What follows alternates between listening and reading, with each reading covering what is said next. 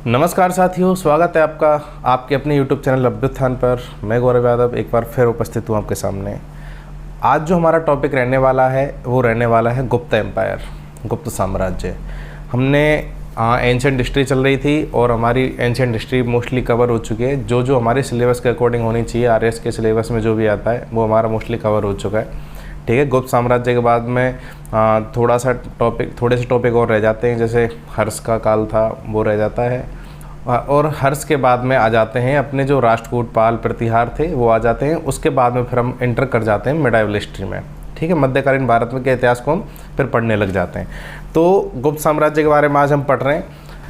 जो हमारा last topic था वो पढ़ा था हमने मौर्योत्तर काल। मौर्योत्तर काल में हमने कौन कौन से पढ़े? शुंग पढ़े, कर्ण पढ़े, हूण, शक और कनिष्क वगैरह, जो भी अपने बाहर से कुषाण वगैरह जो भी आए, हिंद, यवन, ये सारे हमने पढ़े, कवर करे। उसके बाद में हम जो एंटर कर चुके हैं गुप्त साम्राज्य में, गुप्त साम्राज्य के बारे में बात करते हैं। अब जो मौर्योत्तर काल में जो भी साम्राज्य बने, जिनका भी विस्तार हुआ और कुछ टाइम पीरियड तक रहे, कुछ लंबे समय तक भी रहे, कुछ महान शासक भी हुए उनमें, लेकिन जैसे सातवाहन हुआ और कुषाण हुआ, कुषाणों में भी कनिष्क, ठीक है, ये दो तीन कुछ ऐसे रहे जिनका थोड़ा स्टेबल रहा, ठीक है, राज। और उसके अलावा कोई ऐसा कोई ऐसा शासक नहीं था जो भी अपने वंश को लंबा खींच पाया हो या फिर उनका ज़्यादा लंबा चल पाया हो। ठीक है, लेकिन उनकी जगह पे जो वैक्यूम क्रिएट हुआ, जो उनकी जगह खाली हुई, जो लोग वो कोई बड़ा साम्राज्य विकसित नहीं हो पा रहा था, उसकी जगह पे एक नया साम्राज्य विकसित हो जाता है, एक नए साम्राज्य का प्रादुर्भाव होता है उनके स्थान पर। वो था गुप्त साम्राज्य। गुप्त साम्राज्य वो था जो मौर्य साम्राज्य के पश्चात सबसे बड़ा साम्राज्य बनकर के उभरा और जिसने पूरे उत्तर भारत पर अपना राज स्थापित किया। मौर्य साम्राज्य का पूरे दक्षिण तक भी था, लेकिन उसके बराबर नहीं, लेकिन उसके मान के चल सकते हैं उसके बराबर का इन्होंने अपना राज्य विस्तार किया, पूरे उत्तर भारत पर इन्होंने किया। आप ये जो मैप देख पा रहे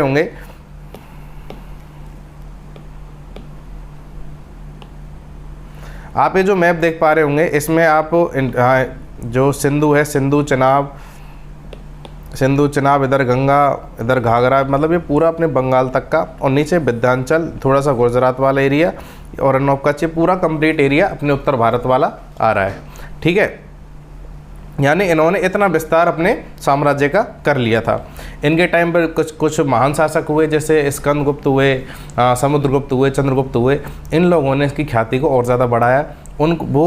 उनका जो इतिहास है, उनके द्वारा बनाई हुई मंदिर हैं, बिहार जो बौद्ध बिहार हैं, ठीक है, उनकी जो गुप्तकालीन स्थापत्य कला है वो आज भी प्रासंगिक है। ठीक है, तो इसके जो हमें ऐतिहासिक स्रोत मिलते हैं वो कौन साहित्यिक और पुरातात्विक, यानी हम जो चीज़ें पढ़ते हुए आ रहे हैं, हमने जो भी प्राचीन इतिहास में पढ़ा है उनके बारे में जो हमें जानकारियाँ प्राप्त हो रही हैं वो कहाँ से हो रही हैं? या तो साहित्य लिखा गया हो उस टाइम पीरियड पे, या फिर उनके जो कुछ उन्होंने महल बनवाए हों, गुफाएँ, बिहार बनवाए हों, कुछ जो भी मंदिर वगैरह निर्माण करवाए हों, तो वो चीज़ हमें प्राप्त हुई हों। सिर्फ हमारे दो चीज़ हैं हमारे पास में जिनसे हम इनके इतिहास के बारे में जानकारी प्राप्त कर सकते हैं। कौन कौन सी हो गई? एक तो हो गई अपना साहित्यिक सोर्स, ठीक है, और दूसरा हो गया पुरातात्विक सोर्स। अब एक चीज़ आपको मैं पहले बता चुका हूँ कि जो हमारे पुराण थे, हिंदू धर्म में जो 18 पुराण बताए जाते हैं, उनका जो टाइम पीरियड था 3री से और 6ठी शताब्दी तक का था। ठीक है, यानी गुप्त साम्राज्य जहाँ तक अपने बिल्कुल फला फूला और जहाँ तक उसने विस्तार किया, उस टाइम पीरियड तक पुराणों का निर्माण हुआ। ठीक है, लेकिन उसमें से जो प्रासंगिक है इसमें गुप्त साम्राज्य विष्णु पुराण, वायु पुराण और ब्रह्मांड पुराण, यानी कि जो 3 पुराण हैं जिनसे कि हमें संपूर्ण जानकारी, संपूर्ण वंशावली गुप्त साम्राज्य के जो भी शासक हुए उनके बारे में हमें प्राप्त होती है। ठीक है, विशाख दत्त ने देवी चंद्रगुप्तम नाटक लिखा, उसमें रामगुप्त व चंद्रगुप्त द्वितीय के बारे में जानकारी प्राप्त होती है। वात्स्यायन ने कामसूत्र लिखा, शूद्रक ने मृक्षकटिकम लिखा। ठीक है, इसमें गुप्तकालीन जो शासन व्यवस्था थी, नगरीय जीवन था, उसके बारे में जानकारी प्राप्त होती है। चंद्रगुप्त द्वितीय के जो कवि थे कालिदास बहुत प्रसिद्ध कवि हुए हैं। इनके बारे में ये का मत फाइनल नहीं है कि किसके दरबार में थे, लेकिन मोस्टली जो इतिहासकार हैं उन्होंने क्या बताया कि ये चंद्रगुप्त के दरबार में थे। ठीक है, कालिदास की जो कृतियाँ हैं वो तो प्रासंगिक है, बहुत बड़ा उनका स्थान है अपने आप में इतिहास में। ठीक है, उनकी मालविकाग्निमित्रम, अभिज्ञान शाकुंतलम, मेघदूतम, ऐसी बहुत सारी रचना हैं जिनका इतिहास में बहुत अपने आप में स्थान है। ठीक है, इसमें गुप्त काल की शांति समृद्धि का चित्रण मिलता है, क्योंकि जब बड़ा फल फूल गया, उसके भारी आक्रमणों को खतरा नहीं रहा, ठीक है, तो उनका शांति समृद्धि का काल था, जिसमें उन्होंने स्थापत्य में, चित्रकला में, साहित्य में बहुत सारे अपने अच्छे कार्य किए। नेक्स्ट मिलता है हमें पुरातात्विक सोर्स। पुरातात्विक सोर्स में क्या मिलेंगे हमें, इसमें मिलेंगे जैसे उन्होंने कुछ प्रशस्तियाँ लिखवाई हों। प्रशस्ति कहाँ पर होंगी, यानी उन्होंने कोई महल बनवा रखा हो या कोई मंदिर का निर्माण करवा रखा हो, ठीक है, वहाँ पर हमें प्रशस्ति मिलती हैं। तो समुद्रगुप्त के बारे में जो जानकारी हमें मिलती है वो मिलती है प्रयाग प्रशस्ति से। इसको पहले इलाहाबाद प्रशस्ति भी बोलते थे, अब इसको प्रयाग प्रशस्ति बोलते हैं, ठीक है। स्कंदगुप्त के जो भित्री के स्तंभ लेख हैं, वहाँ से जो हूणों का आक्रमण हुआ उसकी जानकारी। स्कंदगुप्त के जूनागढ़ अभिलेख से सुदर्शन झील के पुनर्निर्माण का उल्लेख मिलता है। ये जो अभिलेख हैं, भित्री का हुआ, प्रयाग का हुआ, जूनागढ़ का हुआ, ये सब शिलालेख हैं, ठीक है। इसमें भित्री वाला जो है वो स्तंभ लेख है। जो सोने के सिक्के प्राप्त हुए, सोने के सिक्कों को दीनार, चांदी के सिक्कों को रूपक और तांबे के सिक्कों को क्या कहा जाता था, मासक कहा जाता था। जो भी कोई राजा होता था उसकी प्रमाणिकता तब होती थी जब उसको संस्थापक या फिर शासक तब माना जाता था जब अपने काल में वो सिक्के प्रचलित करवा देता था या फिर अपने मोहर लगी हुई मुद्राएं प्रचलित करवा देता था, ठीक है। अगर किसी ने मुद्राएं नहीं चलाई यानी कि वैधानिक रूप से वो शासक नहीं हुआ, ठीक है। गुप्तकालीन शासकों का सबसे बड़ा जो ढेर हमें प्राप्त होता है वो होता है बयाना राजस्थान से, ठीक है, जिसमें क्या मिलता है हमें,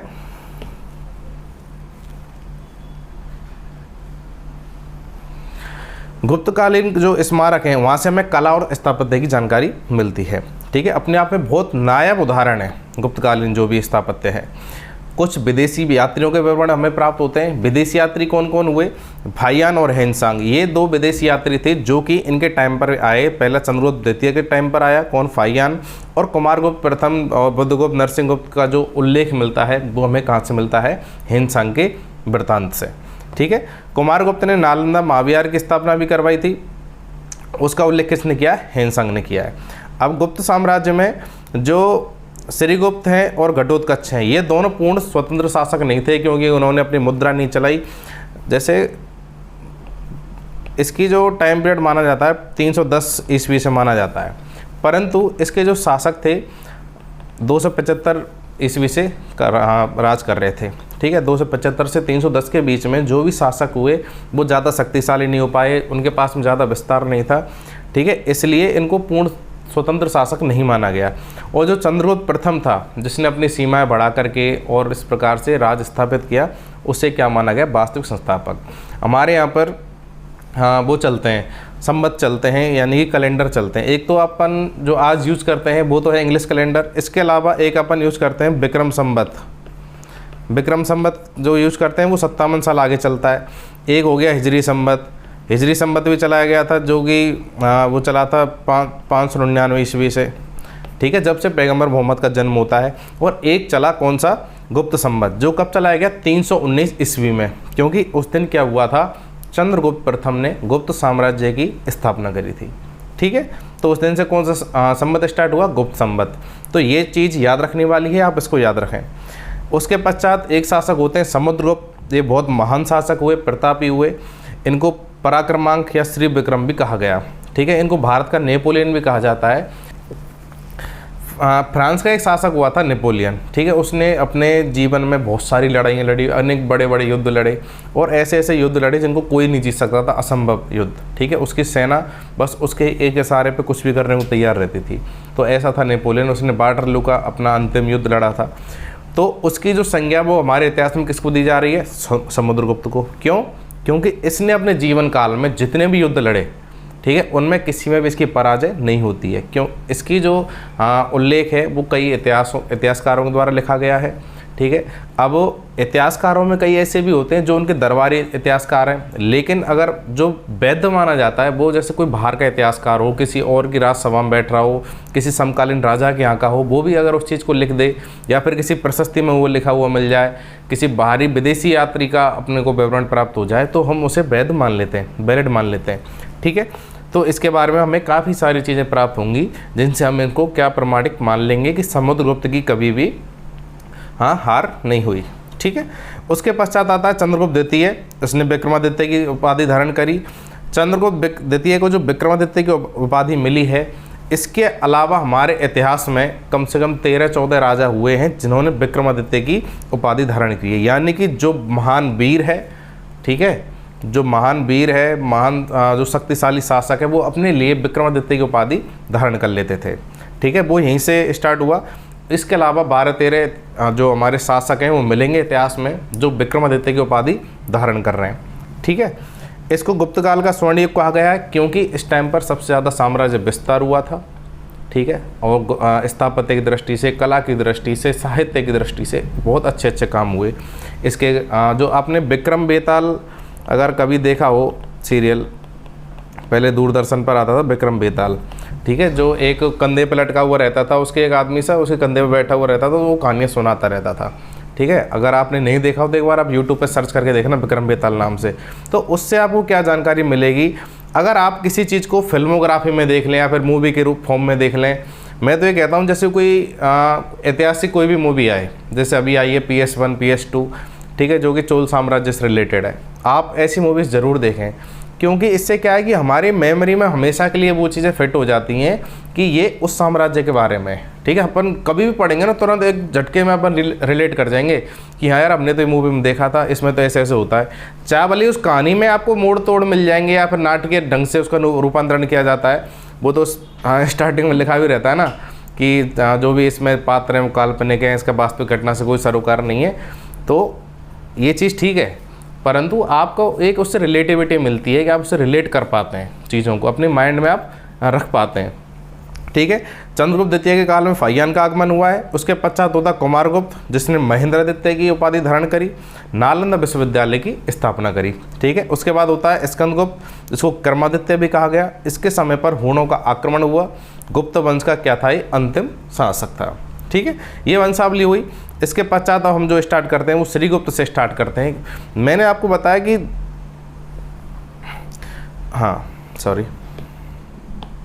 श्रीगुप्त का जो टाइम है वो 240 से 280 ईसा पूर्व है। ये पहले किसी के सामंत हुआ करते होंगे या फिर कोई सेनापति या फिर किसी दूसरे के यहाँ पर दूसरे के कोई सेना में काम करते होंगे या फिर किसी अच्छे महत्वपूर्ण पद पर हो सकते हैं। ठीक है, क्योंकि आपने मोस्टली चीज़ें जब देखी हैं, जैसे बृहद्रथ की हत्या करी पुष्यमित्र शुंग ने, तो वो क्या था, उसका सेनापति था, उसने शुंग वंश की स्थापना कर दी।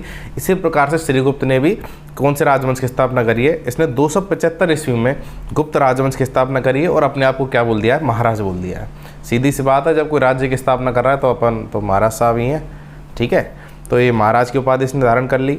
प्रभावती गुप्ता का एक पूना में ताम्र अभिलेख है, उसमें श्रीगुप्त को आदि राज के रूप में बताया गया है। ठीक है, इत सिंह के अनुसार मगध के जो मंदिर हैं उनका निर्माण किसने करवाया और मंदिर के संचालन के लिए 24 गांव दान में दिए हैं। अब दान में गांव को कौन दे सकता है?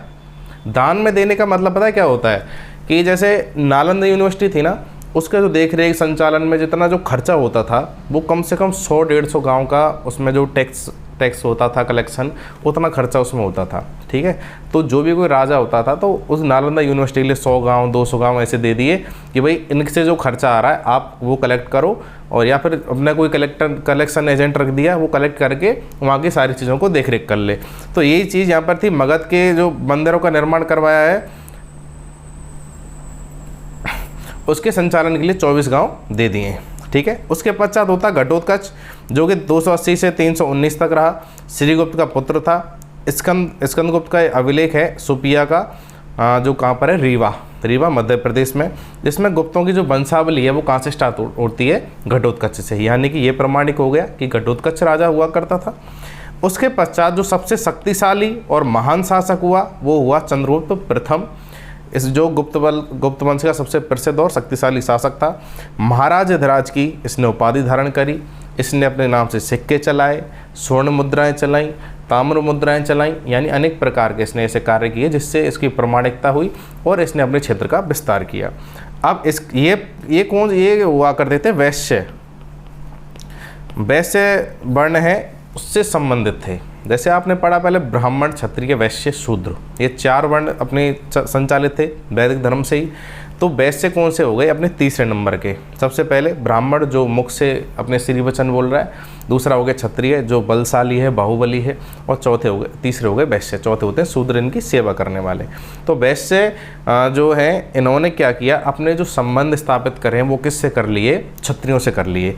चंद्रगुप्त प्रथम ने अपनी जो शादी करी है वो करी है लिच्छवी की राजकुमारी कुमार देवी से, ठीक है। लिच्छवी जो गणराज्य था वो कौन से थे? वो क्षत्रिय थे, ठीक है। तो इनके क्षत्रियों के साथ में वैवाहिक संबंध स्थापित हो गए। उसके पश्चात चंद्रगुप्त के जो राजस्व की जो तिथि है वो 319 ईस्वी से प्रारंभ है। घटोत्कच 280 से 319 तक है, और ये हो गया अपने 319 में इसने अपना राज्यसेव करवा लिया है, और गुप्त संवत की क्या कर दिया इसने? प्रारंभ कर दिया है इसको, ठीक है।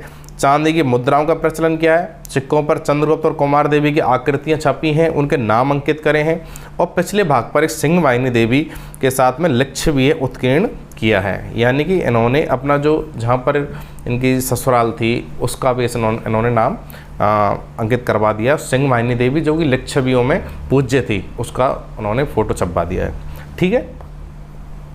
उसके पश्चात जो नेक्स्ट शासक आते हैं वो आते हैं अपने समुद्रगुप्त। समुद्रगुप्त कौन? जो भारत का नेपोलियन जिनको कहा जा रहा है, ठीक है। ये बहुत महान शासक हैं, चंद्रगुप्त प्रथम के पुत्र हैं, उत्तराधिकारी हैं, और गुप्त वंश का जो गुप्त साम्राज्य है उसका सर्वाधिक जो एक्सपेंशन हुआ, विस्तार हुआ, बाउंड्रीज जो बढ़ी हैं, जो आसपास के क्षेत्रों को इन्होंने विजित कर लिया है। उन्होंने अपने जीवन काल में अनेकों युद्ध लड़े और कोई युद्ध इन्होंने नहीं हारा, ठीक है। प्रयाग प्रशस्ति में समुद्रगुप्त को महान विजेता बताया गया है और संपूर्ण पृथ्वी को विजित करने वाला बताया गया है। उसको बोला गया धरणी बंद, यानी कि जिन्होंने पूरी धरती को बांध लिया हो, ठीक है, उससे क्या बोला गया है?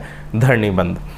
इलाहाबाद की प्रशस्ति से प्रतीत क्या होता है कि समुद्रगुप्त को कभी पराजय का सामना नहीं करना पड़ा, इसीलिए इनको भारत का क्या कहा गया? नेपोलियन। Okay minded. समुद्रगुप्त का दरबारी कवि था कौन? हरिसेन। उसने 7वें श्लोक में समुद्रगुप्त के विजय अभियानों का वर्णन किया। ये उसका दरबारी कवि था। इनका काम यही होता था कि अपने जो राजा है ना, चाहे भले कोई जिसने कभी चींटी नहीं मारी हो, ठीक है, जिसने कभी किसी पत्थर में कंकड़ी फेंक के भी नहीं मारी हो ना, तो उसको ऐसे दिखा देते थे भैया जाते बड़ा राजा कोई ना है, इससे बड़ा कोई है ही नहीं पूरी दुनिया में, ठीक है।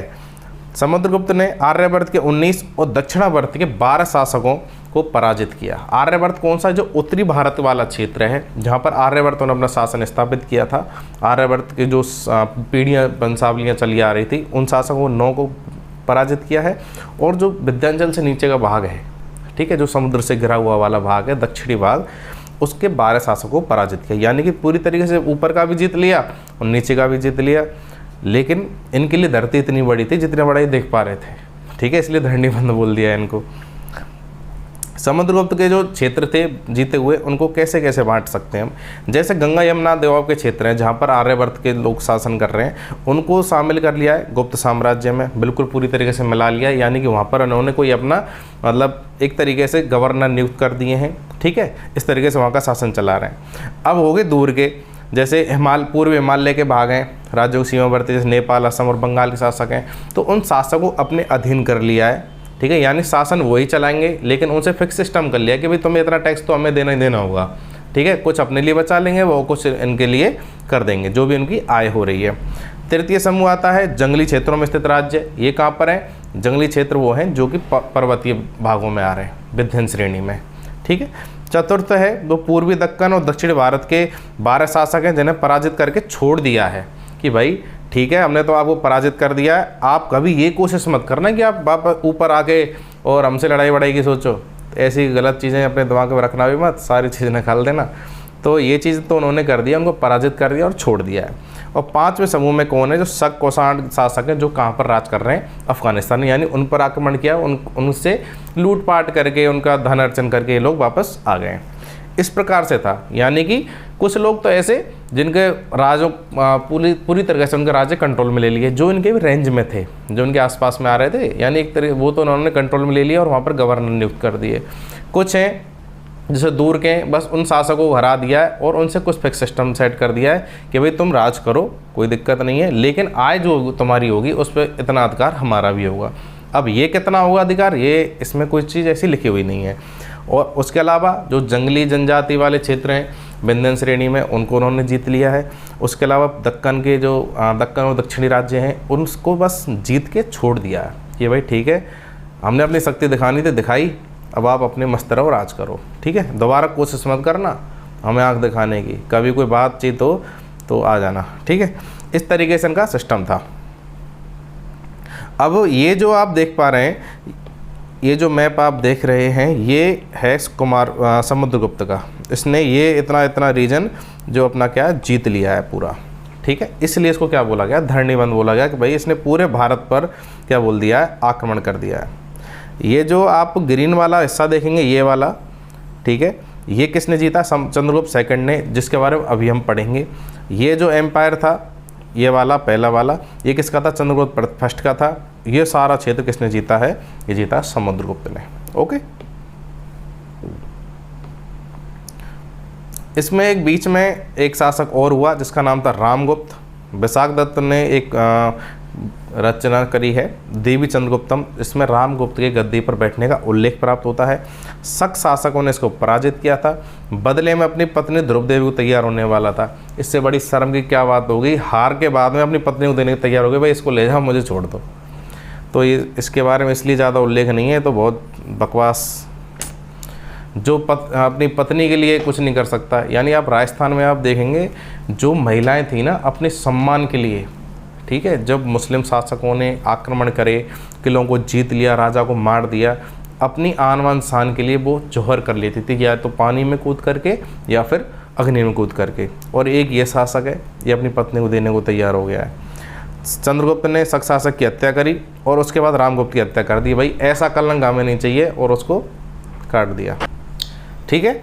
इसके पश्चात चंद्रगुप्त द्वितीय हुआ। चंद्रगुप्त द्वितीय ने क्या किया, रामगुप्त को सर कलम करके और क्या कर दिया है, यानी उसने उसको भी मार दिया जिसने आक्रमण किया था, कि हमारी तरफ आँख, बेटा ऐसे नहीं, गलत चीज़ नहीं सोचना। तो उसने उसको भी ख़त्म कर दिया और अपने शासक को भी ख़त्म कर दिया, भाई तू भी कोई काम का नहीं है, तू भी निकल। अब आ गए साहब चंद्रगुप्त जी, इन्होंने अपने आप को विक्रमादित्य की उपाधि दे दी है। 375 से 415 तक इनका जो टाइम है वो रहेगा, ठीक है, यानी कि लगभग 40 साल इन्होंने राज किया। इन्होंने मेहरौली में एक स्तंभ की स्थापना करी, स्तंभ अभिलेख की, जो किसका बना हुआ, लोहे का, ठीक है। और उसके बारे में जो चीज़ कही जाती है कि उस पर आज तक जंग नहीं लगा है, और उस अभिलेख में चंद्र नामक राजा की कीर्ति की पहचान प्राप्त होती है।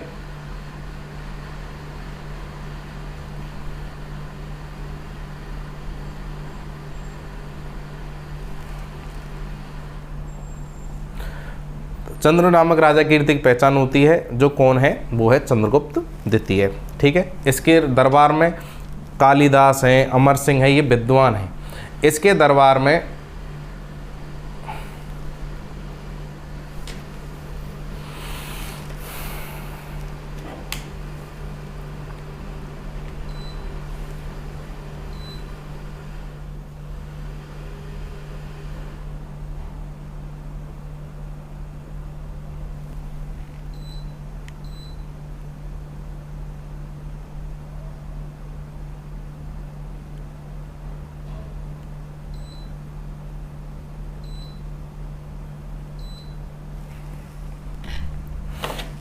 इसके दरबार में कालिदास है, अमर सिंह जैसे विद्वान है। एक मैंने आपको बताया बेताल भट्ट, उसका नाम था भैयो बेताल भट्ट, ठीक है, वो भी इसका दरबारी कवि था,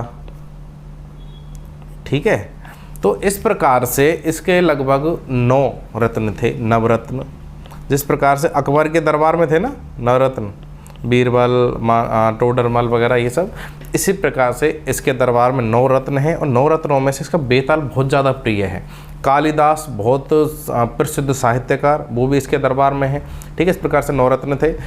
इसने अपनी जो कन्या थी उसका विवाह किससे किया, बाकाटक शासक से किया, रुद्रसेन द्वितीय से। बाकाटक राज्य पड़ता था कर्नाटक के पास वाला, ठीक है, जो था ब्राह्मण जाति का, जिसका मध्य भारत में शासन था, ओके, यानी विंध्याचल के आसपास वाला रीजन था, उसमें इसका शासन था।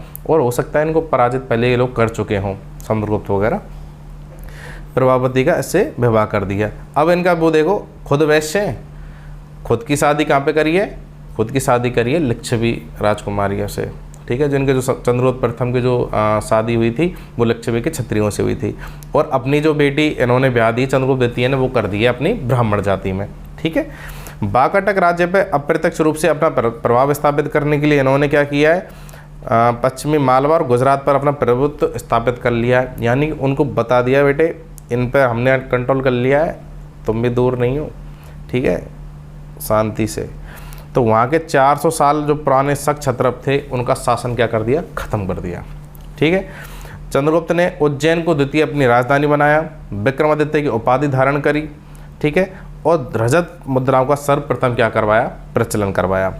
चंद्रगुप्त के डिब्बों पर जो सिक्के थे उन पर देवश्री लिखा हुआ है।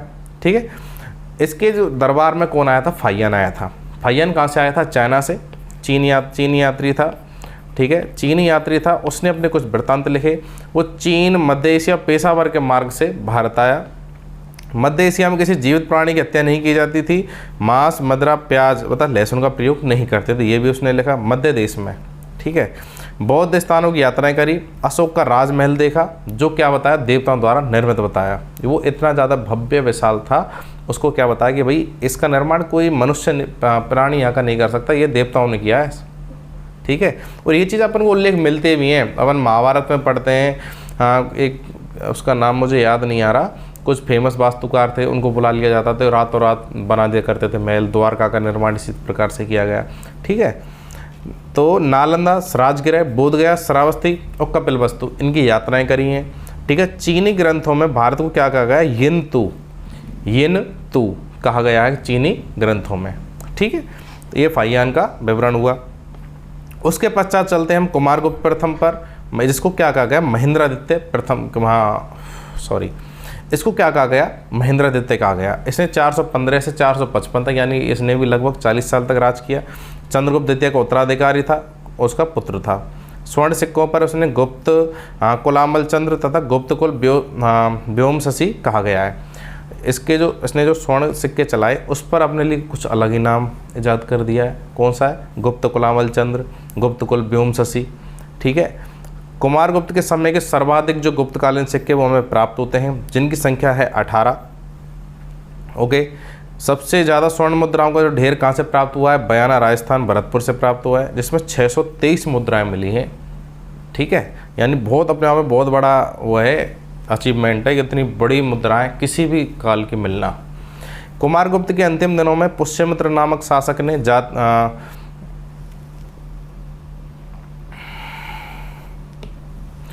कुमारगुप्त के अंतिम दिनों में पुष्यमित्र नामक जातियों ने आक्रमण किया। उसके पुत्र स्कंदगुप्त ने पुष्यमित्रों को क्या कर दिया, पराजित कर दिया, उनको हरा दिया। ठीक है, नालंदा विश्वविद्यालय की स्थापना किसके टाइम पर हो रही है, वो कुमारगुप्त के टाइम पर हो रही है। 427 से 1197 तक ये रहा, और 1197 में खिलजियों द्वारा इसको ख़त्म कर दिया गया, बख्तियार खिलजी द्वारा। दुनिया का प्रथम आवासीय विश्वविद्यालय। ठीक है, आप ये चीज़ देखेंगे, भारत को जगत गुरु बार बार क्यों कहा जाता है, बार बार ये शब्द क्यों निकल के आ जाता है कि भारत विश्व गुरु है। बिहार के नालंदा जिले में स्थित है, इन्होंने एक बहुत बड़ी यूनिवर्सिटी बनाई और वहाँ पे रहने का भी सिस्टम था। कहा जाता है कि अप्रोक्स 10,000 लोग वहाँ पर रहते थे। ठीक है, बौद्ध दर्शन के 6 विचारों, व्याकरण, चिकित्सा, तर्क, गणित जैसे विषयों को पढ़ाया जाता था। बड़े बड़े विद्वान थे, चाणक्य जैसे विद्वान भी वहाँ पर हुए थे। नालंदा में महायान, चाणक्य हुए थे, अपने तक्षशिला के आचार्य थे। ठीक है, नालंदा में महायान और वज्रयान संप्रदाय के जो विकास के लिए कई ग्रंथों का प्रणयन किया गया। 1193 में बख्तियार खिलजी ने नालंदा विश्वविद्यालय को नष्ट करने के लिए उसमें क्या लगा दी, आग लगा दी। ये जो मुसलमान शासक जो भी आए, मुस्लिम शासक आए, देखो भाई कोई भी धर्म से बिलोंग करता हो, हम उस चीज़ के लिए वो करते नहीं, हिंदू हो मुस्लिम हो, लेकिन भारत के इतिहास में जो चीज़ हमें मिलती है ना, हम उनके बारे में वर्णन करते हैं। इन्होंने हिंदू धर्म के मंदिरों को तोड़ा, चलो इनका हो सकता है इनका रिलीजियस वो हो कि भाई ये अलग धर्म के, इनको हम ख़त्म कर देंगे, मिटा देंगे। लेकिन जहाँ पर शिक्षा का मंदिर है, जो शिक्षा का मंदिर जहाँ से हम लोग शिक्षा प्राप्त कर रहे हैं, ठीक है, तो ये लोग शिक्षा के मंदिरों को नष्ट कर रहे हैं। ठीक है, अब आप देखेंगे जो एजुकेशनल रेशो है ना इंडिया में, किसी भी धर्म का और मुस्लिम धर्म का कंपेयर करके देखें तो मुस्लिमों का अभी बहुत कम मिलेगा। ठीक है, और अशिक्षा के कारण ही 8-8, 10-10 बच्चे, ये सारी चीज़ें, इनके बारे में अपन किसी और टॉपिक में बात करेंगे। ठीक है, क्या बात करना है इनके बारे में। तो ये नालंदा यूनिवर्सिटी के कुछ अवशेष हमें प्राप्त होते हैं, कहाँ से, बिहार से। ठीक है, नालंदा डिस्ट्रिक्ट पड़ती है वहाँ। स्कंदगुप्त के पश्चात कुमारगुप्त के पश्चात होते हैं स्कंदगुप्त। 455 से 467 ईस्वी तक ये राज करते हैं। कुमारगुप्त का क्या था, उत्तराधिकारी। ओके, भित्री के जो स्तंभ लेख हैं उसमें प्रथम जो हूण आक्रमण हुआ वो स्कंदगुप्त के समय में होता है। जूनागढ़ के अभिलेखों में स्कंदगुप्त ने हूणों के आक्रमण को विफल कर दिया है और हूणों को इसमें क्या कहा गया है, मलिच्छ कहा गया है। ठीक है। हेनसांग ने नालंदा में संग्राम को बनवाने वाले शासकों में शुक्रादित्य का नाम का उल्लेख बताया है। स्कंदगुप्त ने वृषभ शैली के, वृषभ यानी कि सांड होता है ना, तो सांड शैली, सांड का चित्र बने हुए यानी वृषभ शैली के नए सिक्के जारी किए। 466 ईस्वी में चीनी सम्राट सांग के दरबार में अपना एक क्या भेजा, एम्बेसडर भेजा, यानी इनके बाहर तो संबंध नहीं है। ठीक है, अब इन्होंने चीन के दरबार, चीन का जो सम्राट है, ठीक है, सांग, उसके दरबार में एक एम्बेसडर अपना भेजा है। ठीक है। स्कंदगुप्त के उत्तराधिकारी कौन कौन होते हैं, वो होते हैं पुरुगुप्त, कुमारगुप्त, बुद्धगुप्त, नरसिंहगुप्त, भानुगुप्त, वैन्यगुप्त, कुमारगुप्त, विष्णुगुप्त। ठीक है। अब इनकी कुछ उपाधियां हैं, जैसे बुद्धगुप्त की होती है परम भट्टारक महाराज अधिराज, फिर होती है नरसिंह भागवत की परम भागवत, कुमारगुप्त की परम देवत परम भट्टारक महाराज अधिराज। भाई इनके अनाउंसमेंट होते थे ना जब एंट्री मारते थे सभाओं में, बड़े खतरनाक है। अपन मूवीज के माध्यम से देखते हैं अपन कौन से उस टाइम में पैदा हुए थे। तो इस प्रकार से अपनी उपाधियां अपने लिए दे देते थे। ठीक है। या फिर इनके दरबार में जो दरबारी होते थे ना, वो इनके लिए बड़ी से बड़ी उपाधि देते थे। अब गुप्तकालीन प्रशासन हम थोड़ा सा देखते हैं, इनका प्रशासन उस टाइम का कैसा था। अब इनका जो शीर्ष है, पूरे समाज का जो मेन लीडर है, सबसे बड़ा, वो कौन है, ऑफ कोर्स राजा, महाराज साहब। उपाधियाँ, महाराजाधिराज, परमेश्वर, परम भट्टारक। सर्वोच्च न्यायाधीश कौन है, राजा। अगर उसने बोल दिया इसका सर कलम कर दो, सेकंड से पहले उसका सर कलम, तो बोल दिया फांसी लगा दो, फांसी भी टांग दिया। किसी को माफ़, कोई चावले गलत है, माफ़ कर दिया, माफ़ कर दिया। यानी सर्वोच्च न्यायाधीश है राजा। शासन व्यवस्था राजतंत्रात्मक है और वंशानुगत है। जो भी उसका बेटा होगा जिसे वो अपॉइंट करेगा वो क्या बन जाएगा, राजा बन जाएगा। किसी और को अधिकार नहीं है इलेक्ट हो गया आज की तरह प्रधानमंत्री राष्ट्रपति बन जाए। ओके। इनकी जो मंत्रिपरिषद है, कमांदक व कालिदास ने इनके मंत्रिमंडल का उल्लेख किया है। गुप्त शासकों की जो तुलना करी गई है सूर्य, अग्नि, यम, कुबेर, विष्णु से करी गई है। मंत्रियों का चयन राजा अपनी योग्यता के आधार पर राजकुमार, सामंतों, उच्च अधिकारियों से किया जाता था। जो भी उनके मंत्रिमंडल बैठा हुआ है सभा में, उनके आधार पर वो लोग डिसाइड करते थे कि नया हम किसको राजा बनाएं। ठीक है। सबसे बड़े जो अधिकारी थे उनको कुमारामात्य कहा जाता था। प्रांत, जिला व स्थानीय जो शासन था वो कैसा था, यानी कि जो स्थानीय प्रशासन था वो कैसा था, एडमिनिस्ट्रेटिव सिस्टम। प्रांत को देश कहा गया है। प्रांत को विषयों में यानी कि जिलों में विभाजित किया गया, जिसका प्रधान कौन है, विषयपति। ठीक है। जैसे आज कलेक्टर होता है, जिला प्रमुख होता है, उसी प्रकार से विषयपति जिलों का वो हो गया प्रधान। पूर्वी भारत में प्रत्येक विषयों को विधियों में और विधियों को किस में बांटा गया है, ग्रामों में, यानी आज की तरह ही है। ग्राम पंचायत, पंचायत समिति, ठीक है, उसके बाद में जिला पंचायत, उसके पश्चात अपना राज्य आ जाता है। इसी प्रकार से चलता है, उसे तब से यही चला आ रहा है। प्रशासन की सबसे छोटी इकाई ग्राम है। ग्राम सभा द्वारा चलाया जाता है इसका प्रशासन। ग्राम प्रशासन का सर्वोच्च अधिकारी कौन है, ग्राम में क्या महत्तर है। न्याय व्यवस्था कैसी है, गुप्त युग में प्रथम बार दीवानी और फौजदारी अपराधों से संबंधित कानून की व्याख्या करी गई है, यानी कि उनको अलग अलग डिफाइन किया गया है। दीवानी यानी कि ज़मीन से जुड़े हुए, ज़मीन जायदाद से, बंटवारे से रिलेटेड चीज़ें, ठीक है, और फौजदारी के हो गए लड़ाई झगड़े वाले। न्यायाधीश को दंडनायक, महादंडनायक और सर्वदंडनायक कहा जाता है। दंड विधान कम कठोर था, मृत्युदंड नहीं दिया जाता था। राजद्रोही का दाहिना हाथ काट के उसे बाहर निकाल दिया जाता था। ठीक है। और सैन्य व्यवस्था कैसी थी, सैन्य प्रशासन का जो प्रमुख है वो सेनापति है। सर्वोच्च अधिकारी महाबलीकृत था। स्थायी सेना के 4 भाग थे। पदाति यानी कि जो पहिया पैरों से चलने वाले, ठीक है, पैदल सैनिक। अश्वारोही घोड़े पे बैठ के चलने वाले। रथारोही 2-4 घोड़ा आगे लगा रहे, रथ चल रहा है, उस पर राजा बैठ के चलता होगा। गजारोही एक हाथी चल रहे हैं और हाथी पर बैठ के भी कुछ लोग चलते होंगे, या फिर खुद राजा बैठ के उस पर चलता होगा। पुलिस विभाग में उपरिक, दशापराधिक, चौरद्रानिक, अंगरक्षक और दंडपाशिक प्रमुख पद हुआ करते थे। ये तो इनकी प्रशासनिक व्यवस्था हो गई कि कैसे इनका शासन चल रहा है, कैसे ही जनता पर अपना कंट्रोल कर पा रहे हैं। अब इनके राजस्व सोर्स, यानी कि इनको कहाँ से पैसा आ रहा है, इनके इतने सारे जो खर्चे हैं राजकाज के, वो कैसे चल पा रहे हैं, तो उसके लिए क्या है, टैक्सेशन। इनका जो टैक्स आता था वो भूमि उपज का लगभग 1/6 भाग होता था। अगर किसी ने 60 रुपये की पैदा करी है तो 10 रुपये राजा के, फिक्स हैं। ओके। भोग, राजा को प्रतिदिन दैनिक वस्तुओं फल फूल सब्जी आदि के रूप में किए जाने वाला कर था। उद्रंग, स्थायी कृषकों द्वारा लगाया जाने वाला भूमि कर था।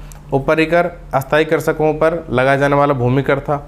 और भूतोपात प्रत्यय, विदेशी जो वस्तु आती थी उनके ऊपर अलग से टैक्स लिया जाता। भाई किसी को ज़्यादा भोग विलास की ज़िंदगी जीनी है, बाहर से कोई सामान मंगवा ले तो उस पर ज़्यादा टैक्स दे। भाई सीधी सी बात है, आज भी अगर हम कोई बाहर से कोई विदेशी कार मंगवा लेते हैं तो उस पर टैक्स बहुत ज़्यादा लगता है। और अपने यहाँ कोई चीज़ प्रोड्यूस हो रही हो उस पर टैक्स उसके अपेक्षाकृत कम होगा, कम नहीं है, अब उसकी अपेक्षाकृत कम है जो अपन बाहर से एक्सपोर्ट कर रहे हैं। ठीक है। शुल्क, सीमा, बिक्री और वस्तुओं पर लगने वाला कर है, ये टैक्सेस हो गए।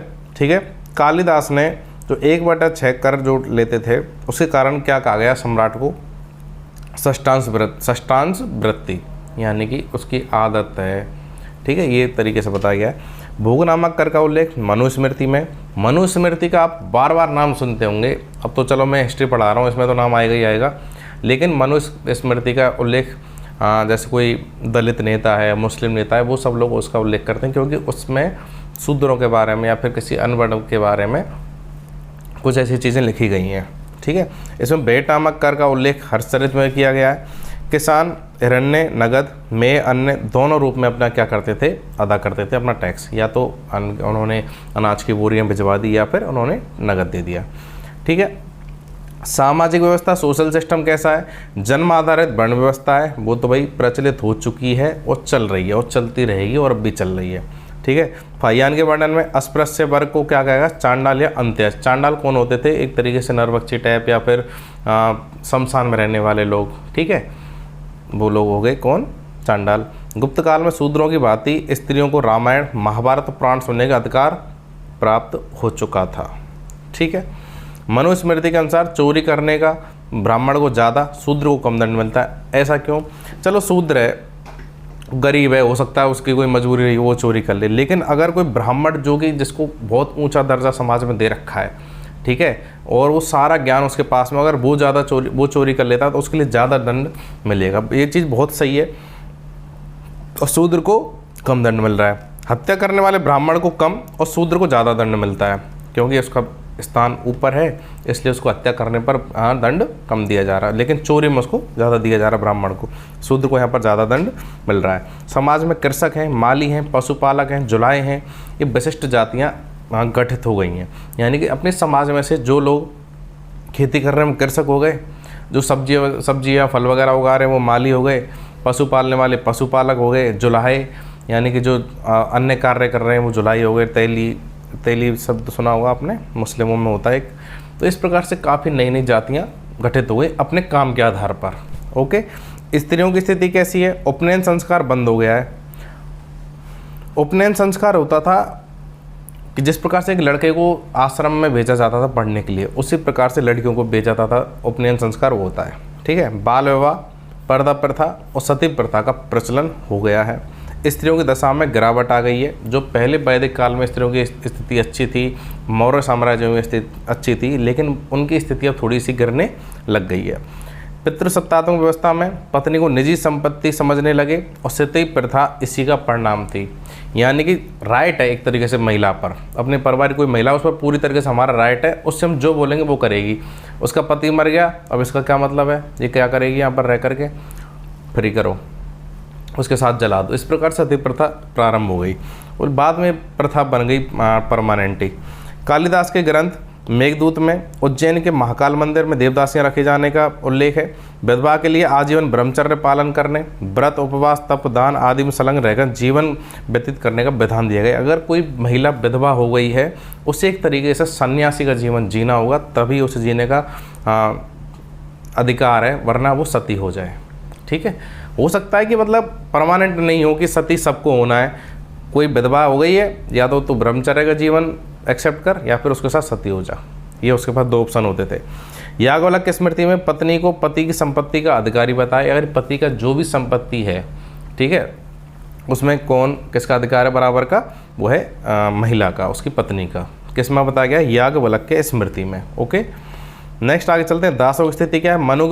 मनु के अनुसार 7 प्रकार के दास हैं, नारद के अनुसार 15 प्रकार के दास हैं, और दास मुक्ति के अनुष्ठान का विधान सर्वप्रथम किसने दिया? नारद ने। नारद ने एक नया मंत्र इजाद कर दिया है कि भाई इस तरीके से आप अपनी पूजा पाठ करके इससे मुक्त हो सकते हो, दास प्रथा से।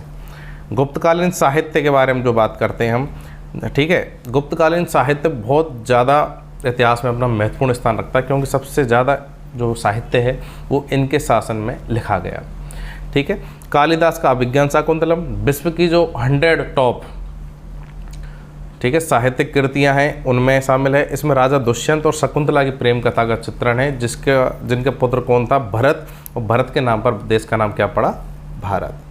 कालिदास की रचना है मालविकाग्निमित्रम, मेघदूतम, ऋतुसंगारम, कुमार संभवम, रघुवंशम, विक्रमोर्वशीयम, इस प्रकार से उसकी जो फेमस ये रचनाएं हैं, ठीक है। विशाखदत्त की रचनाएं कौन सी हैं? देवी चंद्रगुप्तम, मुद्रा राक्षस। अन्य रचनाओं में हम देखते हैं दस कुमार ने लिखी है दंडिन, काव्य दर्शन की दंडिन ने लिखी है काव्य दर्शन, दस कुमार चरित। सिद्धसेन ने न्यायावतार, स्वप्न वासव दत्ता, चारुदत्तम, उरुभंग, ये किसने लिखी है? भास ने। ब्रह्म सिद्धांत आर्यभट्टियम, ये आर्यभट्ट ने लिखी हैं। आर्यभट्ट जिसने क्या दिया? हमको जीरो दिया मेरे भारत को, जब जीरो दिया मेरे भारत ने तब जाकर सबको गिनती आई। तो आर्यभट्ट ने 5वीं सदी में क्या दे दिया? हमें जीरो का आविष्कार कर दिया है। बृहत संहिता पंच सिद्धांत का ये बराहमिर है, ये भी एक बहुत बड़े खगोल शास्त्री हुआ करते थे।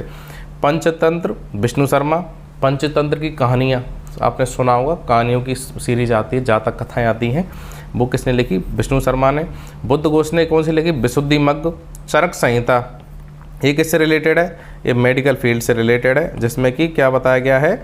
इसमें बताया गया है कि शल्य चिकित्सा वगैरह के बारे में, सर्जरी के बारे में, अन्य रोगों के निदान के बारे में। चरक एक बहुत बड़े चिकित्सा शास्त्री थे, और किसके दरबार में थे? चंद्रगुप्त द्वितीय के दरबार में थे। रावण वध ये वत्स भट्टी ने लिखा है। किरातार्जुनीयम भारवी ने लिखा है। भारवी राग होता है ना, तो इस प्रकार से इन्होंने एक नया वो लिखा है किरातार्जुनीयम। शूद्रक ने लिखा है मृक्षकटिकम। अमरकोश लिखा है अमर सिंह ने।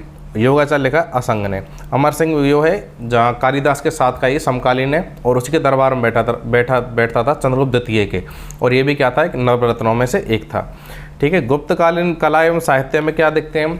जो भी इनके टाइम पीरियड पर मंदिर बने हैं, बुद्ध विहार बने हैं, उनको हम देखते हैं, स्तूप वगैरह। मंदिर स्थापत्य में कला व साहित्य का स्वर्ण युग है, ऑफ कोर्स है, क्योंकि साहित्य अपन इतना देख चुके, इतना साहित्य लिखा गया है जो कि टॉप 100 में आ रहा है पूरे वर्ल्ड के, ठीक है, जो आज भी अपने आप में बहुत बड़ा महत्वपूर्ण स्थान रखता है। कला साहित्य का स्वर्ण युग है। मंदिर निर्माण कला का जन्म इसी काल में हुआ है। गुप्तकालीन ब्राह्मण और बौद्ध गुहा मंदिर महत्वपूर्ण है। उदयगिरी का विष्णु ब्रह्म मंदिर, ब्राह्मण गुहा मंदिर सर्वश्रेष्ठ उदाहरण है। सांची में 17 गुप्तकाल के मंदिरों का उल्लेख है। भूमरा के शिव मंदिर में गर्भगृह में भीतर एक मुखी शिवलिंग स्थापित है। मैं अभी इन सब के आपको फोटोज़ प्रोवाइड करा दूंगा जो भी दे रखे हैं। देवगढ़ का 10 अवतार मंदिर, ठीक है, सभी मंदिरों में सबसे सुंदर है। इस मंदिर में शेष सैया पर विष्णु चित्रित हैं। नरसिंह वाला देवते ने नालंदा में एक भव्य बौद्ध मंदिर बनवाया। 5वीं सदी में बोध गया मंदिर निर्माण करवाया। इसके गर्भगृह में बुद्ध की भू स्पर्श मुद्रा की क्या है? विशाल मूर्ति, यानी कि धरती को स्पर्श करते हुए बुद्ध की विशाल मूर्ति है। किसमें? बोध गया के मंदिर में, ठीक है। ये जो आप देखते हैं फोटो, जैसे ये हो गया अपना 10 अवतार मंदिर, ठीक है, इस प्रकार के मंदिर उस टाइम पर बनते थे।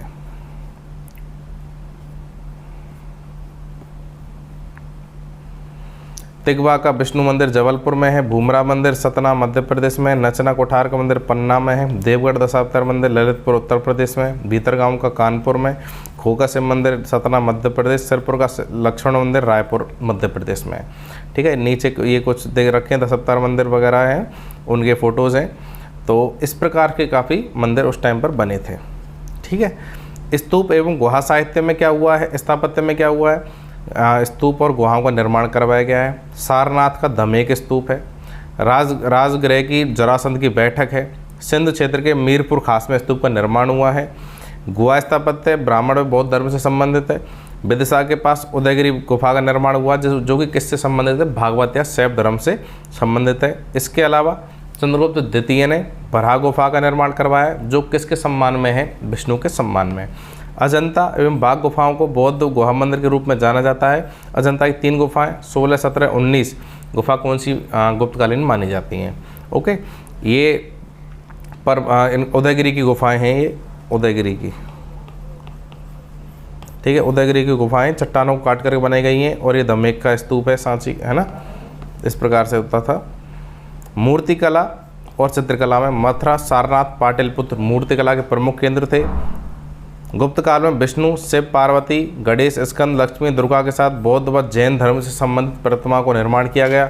मथुरा, देवगढ़ व एरन से विष्णु की मूर्तियां जो प्राप्त हुई हैं वो चतुर्भुजी हैं, 4 भुजाओं वाली है, सिर पर मुकुट है, गले में हार, कानों में कुंडल हैं। देवगढ़ के दशावतार मंदिर में शेषनाग की सैया पर विष्णु की विश्राम अवस्था का अंकन है। उदयगिरी से विष्णु की विशाल बराह प्रतिमा जो कि पृथ्वी को दांतों से उठाए हुए दिखाया गया है। विष्णु के जो 10 अवतार थे उसमें से था एक बराह अवतार, ठीक है, बराह अवतार यानी एक जंगली सुअर का अवतार था, ठीक है, जैसे मीन अवतार था जो मछली के अवतार में आए थे, परशुराम अवतार में, श्री राम के अवतार में, इस प्रकार से 10 अवतार थे उनके। तो एक में आए बराह अवतार में। बराह अवतार में उनके 2 बड़े बड़े इस प्रकार से नाखून निकले हुए और उन्होंने उस पर क्या दिखा रखा है, पूरी धरती का बोझ उठा रखा है, ठीक है। बराह अवतार था, वामन अवतार था, इस प्रकार से टोटल 10 अवतार हैं। शैव मूर्तियाँ लिंग व मानवीय दोनों रूपों में प्राप्त होती हैं, ठीक है। ये आप जो फोटो देख पा रहे हैं ये शेषनाग की सैया पर भगवान विष्णु विश्राम कर रहे हैं। ये कहाँ से मिली है? दशावतार मंदिर से। और ये एक मूर्ति मिली है, ये शिव जी का मंदिर है और शिवलिंग है, उस पर ये मूर्ति भी बनी हुई, हाँ शिवलिंग है और उस पर उनकी प्रतिमा भी बनी हुई है, ठीक है। इस प्रकार से जो गुप्त साम्राज्य था बहुत ज़्यादा विकसित हुआ, उसका बड़े क्षेत्रों में विस्तार हुआ और उनके काल में स्थापत्य में, साहित्य में बहुत अच्छे अच्छे कार्य हुए। बड़े बड़े मंदिरों का निर्माण करवाया गया, स्तूपों का निर्माण हुआ, ऐसा साहित्य लिखा गया जो आज भी प्रासंगिक है। तो ये गुप्त काल का अपना जो लेक्चर था वो कंप्लीट हुआ। इसके बाद हम जो गुप्तोत्तर में पढ़ेंगे, एक तो हर्ष के साम्राज्य के बारे में पढ़ेंगे और उसके पश्चात जो हमारा आ जाएगा जो कि महत्वपूर्ण 3 राजवंश थे, राष्ट्रकूट, प्रतिहार और पाल, और उनका जो संघर्ष होता है कन्नौज के लिए, ठीक है, उसके लिए त्रिपक्षीय संघर्ष को हम अगले टॉपिक में पढ़ेंगे, ठीक है। ये सेशन आपको कैसा लगा इसको आप ज़रूर लाइक करें, शेयर करें और इस पर कमेंट करके अपनी राय प्रकट करें और चैनल को सब्सक्राइब करें। बहुत बहुत धन्यवाद। जय हिंद, जय भारत, राम राम साहब।